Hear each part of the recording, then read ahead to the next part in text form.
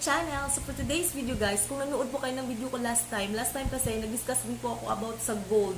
And ito po ang kanyang part 2. So kung gusto niyo pong panoorin yung part 1 nito guys, ililinkan ko na lang dyan sa description box yung link niya ng part 1 nito. And pinag-usapan po namin doon sa part 1 is yung worth it nga bang mag-invest sa gold. And nag-discuss din kami doon about sa kung paano mo i-compute yung gold per gram para makuha mo kanyang price. So, kung gusto niyo malaman yun guys, please i-ano nyo lang siya sa description box kasi ilalagay ko dun yung link ng first na video ko. So, for today's video, pag-uusapan natin ang about sa karat ng gold. So, ano bang ibig sabihin ng karat? So, bakit ba may mga karat yung mga jewelries natin? So, may nakikita po tayong mga numbers dyan. So, ano bang kung nakikita po natin yung mga jewelries natin, makikita po natin dyan sa stamp niya. May mga numbers pong nakalagay dyan. So, ano bang mga ibig sabihin ng mga yan, guys? So, pag-uusapan natin yan ngayon sa video ko ito. So, kung interested po kayo sa topic natin ngayon, just please keep on watching. Pag-uusapan muna natin ngayon. So, ngayon guys, pag-uusapan muna natin ngayon kung ano ba yung characteristic ng gold. So, ang gold po guys, chemical element po siya. Kaya nga natin nakikita din natin siya dun sa school tayo, nasa periodic table of element natin siya, di ba? Ang gold ay, ang kanyang chemical sign is AU. May chemical sign po siya na AU kasi sa Latin word pala, ang AU ay ibig sabihin Ang ibig sabihin pala ng AU is from the word aurum. Aurum, hindi ko lang alam paano siya i-pronounce, aurum siya. Tapos ang ibig sabihin pala niyan is shining dawn. Kaya pala siya may chemical. And isa din sa characteristic ng gold guys is it is a rare soft metal found in nature. So nakikita po sila sa ating kapaligiran guys. Sa nature lang siya. And nakikita sila sa nakikita sila found buried under sand and water, in rock cracks. Makikita sa mga rock na parang pag nakaka-crack yung mga rocks, nandun sila guys. May makikita kayong mga gold dyan. And or lining quartz rock. So doon sila parating nakikita sa mga bato-bato or sa mga rock formation. Tapos pag nabiak yung mga rocks, nandun sila sa nandun sila makikita yung mga gold. Or under sa water ganyan, medyo siya kasi mahirap siyang hanapin, kaya hindi siya ganoon ka-common, kaya nga mahal din siya kasi mahirap siyang hanapin din guys. Hindi siya ganoon, nakikita siya sa nature pero hindi siya ganoon kadaling makita. Kaya nga mahal din ang gold guys. And isa din sa characteristic ng gold guys, it is a soft na malleable na metal. Kaya maganda siyang ginagawang jewelries kasi nga soft kasi siya guys. Madali siyang ma-form into shape. Kaya ang gold ay isang magandang ginagawang jewelries. Ang isa din sa magandang characteristic ng gold guys is it is a non-corrosive and tarnish free. So kaya hindi siya nagfi-fade. Kaya nga maganda siyang ginagawang jewelries kasi hindi po siya nagfi-fade guys. So ngayon naman guys, pag-uusapan naman natin ang about sa karat ng gold. So ano ba yung ibig sabihin ng karat guys? At bakit ba may mga karat ang ating guys, bakit ba may karat ang ating mga jewelry? So ano ba yung ibig sabihin niyan? So ang karat po guys ay ang totoong spelling po ng karat guys is ganito po guys, karat. So C po ang kanyang spelling, hindi po siya K. Talaga ang kanyang totoong spelling talaga ng karat guys is C talaga, karat, ganyan po kanyang spelling. And nasanay lang kasi tayo na letter K yung ginagamit natin. So letter K na lang yung gagamitin natin guys. At saka usually talaga yung nilalagay din sa jewelries natin, letter K talaga yung ang nakalagay. Kaya ngayon ngayon pag-uusapan natin kung ano bang mga ibig sabihin ng karat guys. So guys, yan po ang purity ng gold content na nandyan sa jewelries mo. Kaya nga kung napapansin nyo guys, kung kunyari yung jewelries nyo, meron pong nakalagay dyan na stamp. Yung nakikita nyo mga numbers, may makikita po kayong mga numbers dyan sa sa stamp ng nyo guys. Sa stamp ng mga jewelries nyo, may makikita po kayong numbers po dyan. Iwan ko lang kung nakikita nyo ba. Basta may mga nakalagay po mga numbers dyan sa stamp guys. Naka-stamp po yan. So meron dito, sa akin may nakalagay dito, may nakalagay na 21K. So may nakalagay siya na 21K. So it means ito ay 21 karat na gold. So ano ba yung ibig sabihin guys kung ganyan? Paano ba natin malalaman ang karat ng gold na nandyan sa jewelries natin guys, di ba? So, titingnan natin yan, makikita po natin yan dito sa ano natin guys, makikita po natin yan sa stamp ng ating jewelries. Kaya nga kung napapansin nyo guys, pag pumupunta po kayo sa mga pawn shop, pag pumupunta po kayo dun, parati pong may mga hinahanap-hanap na mga tsuba-tsuba yung mga nasa pawn shop, diba? So, yun yung tinitingnan kasi nila. Tinitingnan nila yan yung mga stamp, yung tinitingnan nila yung stamp ng jewelries kasi nandun po nakalagay sa stamp yung ano ang karat ng gold dyan sa jewelries mo. So, tinitingnan nila yan dyan sa, sobrang ang liliit lang nila guys. Kaya, gumagamit sila ng magnifying lens talaga para makita nila kung ano yung nakalagay na karat dyan sa jewelries mo. And doon din sa stamp, makikita din dyan sa stamp guys kung anong klaseng gold siya. Kung Saudi gold ba yan, Japan gold, US gold, Italian. So, makikita po din yun sa stamp guys kung anong klaseng gold siya. And makikita din dyan sa stamp kung ano ba yan siya, special, very special, may mga ganyong klaseng guys, may mga nakalagay na stamp na ganyan. Makikita po yan sa stamp ng jewelries mo.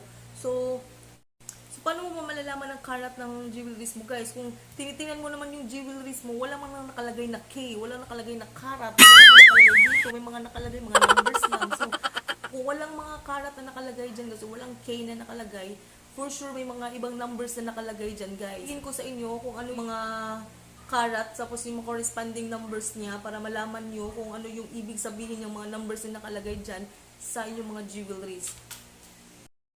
So guys, kung kunyari 14 karat ang jewelries mo, kung 14 karat siya, meron pong nakalagay dyan sa stamp nyo guys is, kung ang ibig sabihin kung kunyari 14 karat ang nyo guys, 14 karat ang yung jewelries, ang purity ng gold po dyan is meron po siyang 58.3% na gold dyan sa jewelries mo, ang 14 karat. So, kung walang nakalagay na 14K dyan guys, meron po nakalagay na 583 or 585 na nakalagay dyan sa jewelries mo. So, ang ibig sabihin yan, 14K po yung jewelries mo. So, meron po siyang 58.3% na gold. Okay? So, and next is, kung sinasabi naman natin 16K guys, meron po siyang nakalagay na number dyan na 666 or 667. So, kung may nakikita kayong 666 or 667, ang ibig sabihin po niyan guys is 16 karat gold po yan. And meron po siyang 66.6% na gold dyan sa jewelries mo. Kung sinasabi namin natin 18K, so, or 18 karat, so ang 18 karat is meron po nakalagay na number dyan na 750 or 750. Pag may nakikita kayong 750, ang ibig sabihin po niyan guys is 18 karat gold po yung yung jewelries mo. And meron pag sinasabi natin 18K guys, pag sinasabi natin 18K, meron po siyang 75%. Okay? 75% po ang kanyang gold purity niya. So medyo maganda yung guys, yung purity ng gold ng 18K. Kasi 75% po siya, mataas po siya. And kung isasangla mo po siya guys, dito kasi sa Pilipinas guys, ang parating nasasangla talaga dito sa sa pawn shop is 18K pataas. Usually yun talaga yung ina-accept sa pawn shop, yung 18K pataas talaga kasi mas maganda yung appraisal ng mga ganyang klaseng mga gold. So 18K, 75% po ang kanyang gold content. Pag sinasabi natin 21K guys, ang 21K, meron po siyang nakalagay dyan na 875. So, ang 875, pag may nakalagay dyan sa stamp nyo na 875, 21K po yan siya. So, meron po siyang 87.5% ng gold content dyan sa jewelries mo. So, pag sinasabi naman natin 22K, ang 22K, meron po siya nakalagay dyan na number na 916 or 917 na ibig sabihin yan guys, meron po siyang 91.7% na gold content dyan sa jewelry mo. So medyo ang taas-taas nila guys, 91% mataas na po yung gold content niyan. And ang pinakamataas talaga o pinaka-pure na gold talaga natin is 24K. So yan po ang ang pinaka mataas na karat ng gold, okay? 24K po siya. Meron pong nakalagay dyan na 999 dyan sa number nyo, or ang ibig sabihin po niya, meron po siyang 99.9% na gold. So 1% lang po yung 1% lang po yung other metals niyan. So yan yung pong ibig sabihin ng guys, yan po ang ibig sabihin ng karat. So the higher the karat, the more gold there is. So, kung pataas na pataas yung karat ng gold mo, pataas na pataas din yung gold content ng jewelries mo. Tatanong kayo guys, ano ba yung mas magandang bilhin? So, ang 18 karat gold or ang 24 karat gold? So, kung depende yan guys kung ano yung paggagamitan mo ng jewelries mo. Kung kunyari kung gusto mo siya for everyday mo siyang ginagamit na mga jewelries kagaya nito.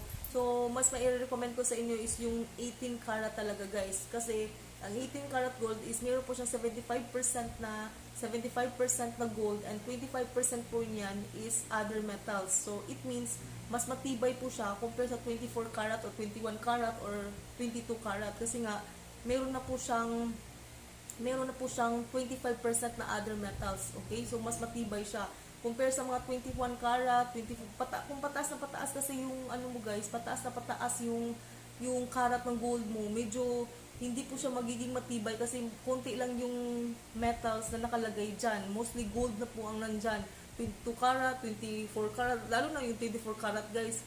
Mostly talaga pure gold na po yan. Kaya nga yung mga, kung napapansin nyo po guys, yung mga 24 karat talaga, usually yung ginagawa ng jewelers yung mga pendant lang, yung mga ganun pendant or di kaya yung mga ginagawa nila yung mga makakapal na mga bracelet, ganyan. Hindi talaga sila gumagawa ng 24 karat na mga ganito kanipis na mga ganito kanipis na mga necklace, ganyan. Hindi sila gumagawa kasi madali pong mapuputol yan guys, okay?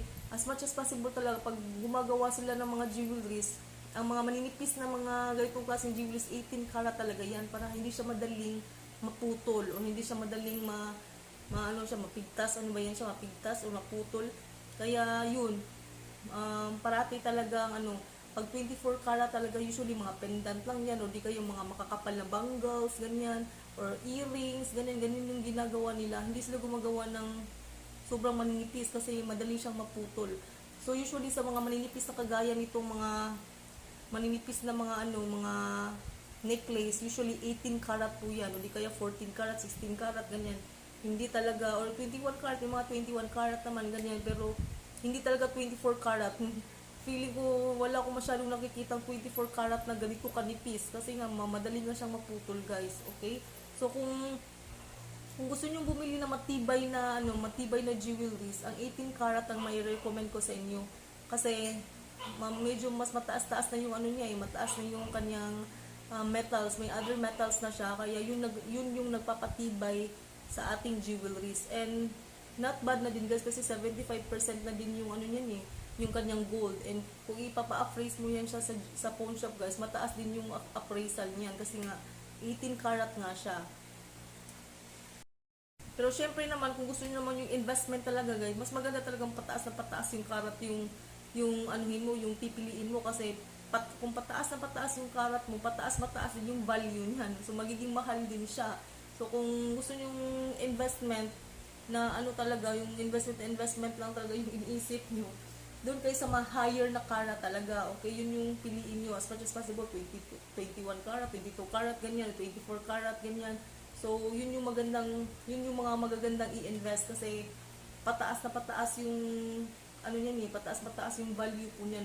Pero kung patibayan guys, hindi talaga matibay ang mga ganyan kasi madali po silang mabibend, mapuputol, ganyan ang mga ganyang klaseng jewelries. Kaya nga ako ito sa napapansin ko sa kanya, madali siyang magasgas. Ito ay 21 karat siya. Madali siyang magasgas and yung mapapansin niyo din sa kanya, the more na pataas yung karat niya guys, yung kulay niya din is patingkad din yung color niya. Mapapansin niyo talaga yan. The more na matataas yung karat niya, yung color ng gold is pa-yellow din siya. So yun yung napansin ko. Iwan ko lang sa ibang klase ng jewelry sa Japan gold. Hindi kasi ako familiar sa mga ibang klase ng usually talaga yung ko sa Saudi gold talaga. Sa Saudi gold talaga mapapansin mo talaga na yellow talaga pag pataas na pataas yung karat niya. Pataas na pataas yung karat niya, mapapansin mo talaga pa-yellow din yung jewelries mo. So ito yung napansin ko sa kanya, 21 karat siya, yellow talaga siya, yellow siya and madali po siyang magasgas guys kasi nga 21 karat nga siya, mas na siya ngayon makikita nyo ba? Marami siyang mga gasgas. Madali siyang magasgas talaga pag pataas na pataas yung karat ng gold mo.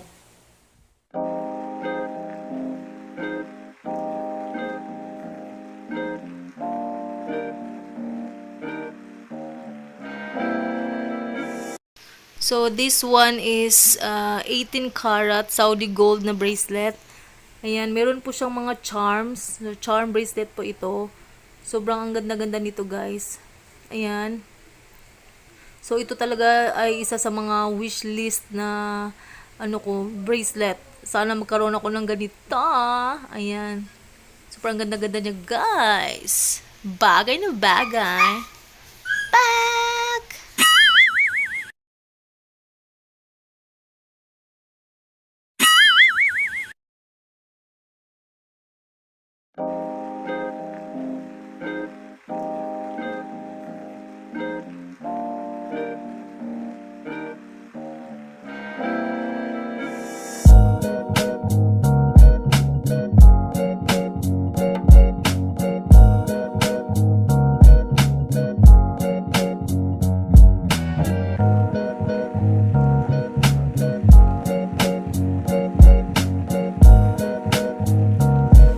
So, ito naman siya ay 18 karat Saudi gold pa din siya na chain bracelet na may bar. Ayan. Ito ay panglalaki po ito, guys. Panglalaki to. Pareho to nung sa akin eh. Ganito din yung sa akin. Pero ito, panglalaki po siya. Ayan. Ayan, may bar din siya. Ganyan.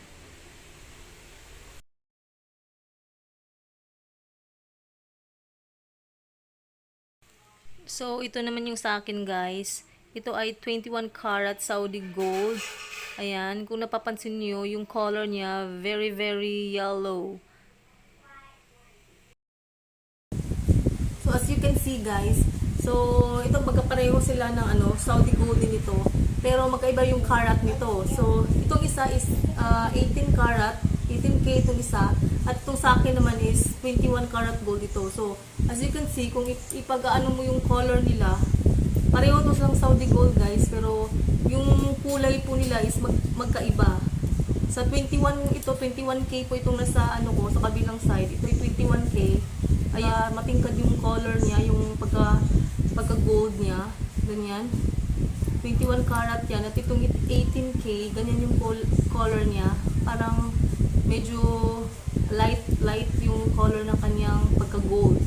So, yan yung difference nilang dalawa. Pero parehong Saudi gold po ito.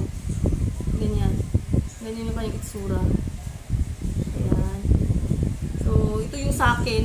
At ito yung bagong binili namin. Panglalaki po ito, guys. Ganyan na siya kaliting sa akin, oh. Ganyan.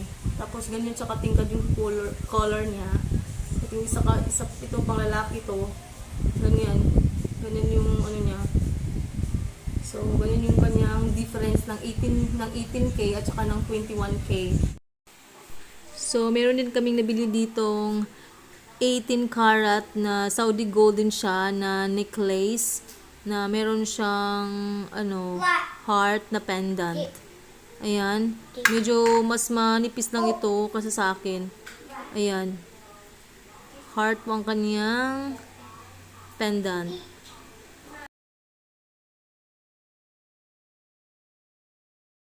So, ayan ang kanyang itsura, guys. So, ganyan ang kanyang chain. Ayan, maganda naman kanyang chain, guys. Ayan.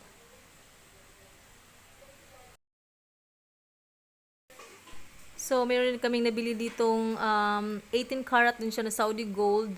Ayan, medyo mabigat-bigat siya, guys. Ito ay hoop na earrings.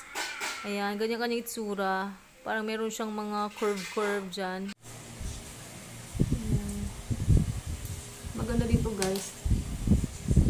Try ko, ha. Ano yung itsura niya. Ayan. Hindi naman ito masyadong malaki. Huwag yung size nito. So, ganyan. Ganyan yung itsura niya. Ayan. Maganda naman siya. Pang Donya, guys. Diba? Itong ganito, guys. Ang cute-cute nito. Meron siyang mga tapos clip-clip kasi ito, guys, mo siyang clip. Pero hindi mo siyang clip, may talaga siya. May ganun pa-clip yung niya. So, ganyan. Ganyan yung kanyang itsura. Ganyan din yung back niya. Ganyan yung kanyang back. And, ayan. Kita niyo ba guys? So, tapos ito yung itsura niya.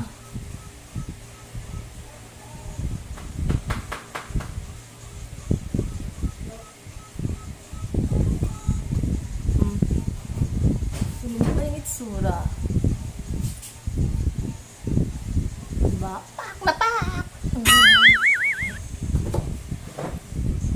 So, ganyan siya. Parang may mga something-something na umaano-ano dyan sa... Ayan. And, meron din kaming nabili ditong mga maliliit, sobrang maliliit na mga ano guys. Yung pendant niya, ganyan. Ganito. Mura lang to siya guys kasi sobrang hanggaan-gaan lang ito. Tapos yung back niya, hindi kasi panghalo lang yung back. Nilingit muna ka ng back.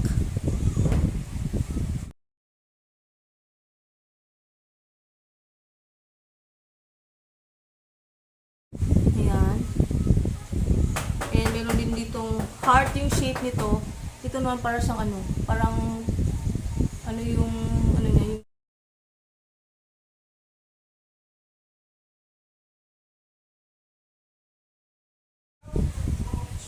tapos may isa din. Meron ding ito.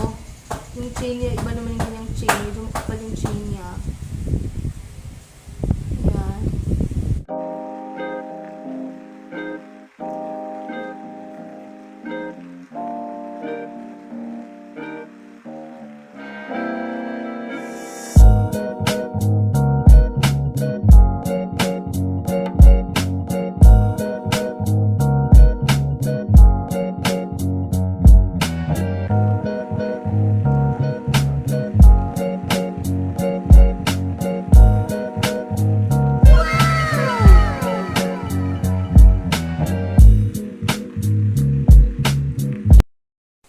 So hanggang dito na lang guys. Thank you so much for watching. Sana ay may natutunan po kayo sa video ko ngayon.